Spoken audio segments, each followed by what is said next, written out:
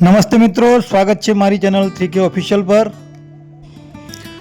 તો મિત્રો, રિસેસમાં અમારી ઓફિસના બગીચામાં ફરતો ફરતો મારી નજર પડી છે ઉનાળામાં પાકતા હેલ્ધી એવા ફ્રૂટ પર, એટલે કે શેતુર ઉપર। શેતુર એ ઉનાળાનું ફળ છે।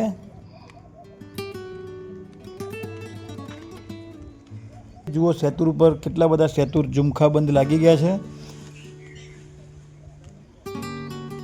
તો આજે મિત્રો તમને એક એવા ફ્રૂટનો પરિચય કરાવું જે બધા જ જાણતા હશે।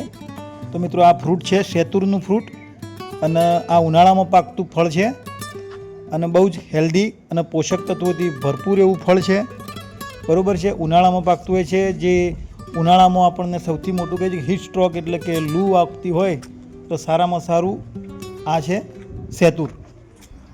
તો મિત્રો, શેતુરના બીજા ફાયદા જ ગણાવું તો શેતુર એ પાચન તંત્ર અને કબજિયાતના અંદર ખૂબ જ ફાયદાકારક છે। ડાયાબિટીસના દર્દીઓ માટે પણ ફાયદાકારક છે।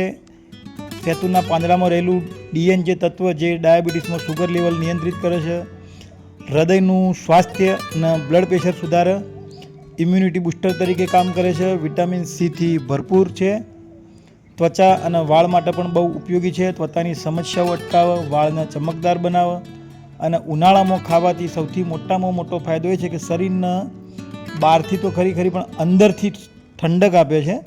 એટલે કે સ્વભાવે ઠંડકના ગુણો ધરાવતું આ ફ્રૂટ છે। એટલે ઉનાળામાં મિત્રો, આપણા ઘરે, આપણા વાડામાં કે આપણા ખેતરમાં આજુબાજુ ક્યાંય પણ તમને શેતુરનો ઝાડ જોવા મળે તો આ ઉનાળામાં બને એટલા વધારેમાં વધારે શેતુર ખાજો। બિલકુલ ઓર્ગેનિક હોય છે, કોઈ પણ જાતની દવા કે ખાતર વગર તૈયાર થતું ફ્રૂટ છે, અને બિલકુલ મફત મળતું કુદરતે આપણને ઘરે જ ઉપલબ્ધ કરાવેલું આ ફ્રૂટ છે।